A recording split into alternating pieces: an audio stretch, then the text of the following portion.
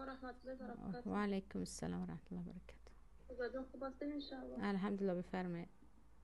درباره همین چی من میخواستم شما را پرسم، طهارت یعنی مثلا در شب ما نماز میخونیم قیام اللیل یعنی تهجد، در همون حالت ها میشود که انسان رو یک 5 دقیقه 1 دقیقه برنخونه، یک خوابی که یک لحظه خواب یک لحظه طهارت را نمیشکند خواهرم. یک لحظه که شما حتی چه خیل بودید همین خیل بیدار میشوید، تکان نخورده، یگانجا تکیه نکرده، نافتیده. انشالله درباره شکننده های طهارت شاید درس دیگر صحبت کنیم، مفصل هم گپ میزنیم. لیکن همون غنب میگویم ما، مقدمه خواب، کمی خواب رفته میخیزید، اون طهارت را نمیشکند. یعنی چند لحظه در نزد یگان عالم یگان مذهب هم نمیشکند خوابی که تکیه کرده به حضور نرفتید.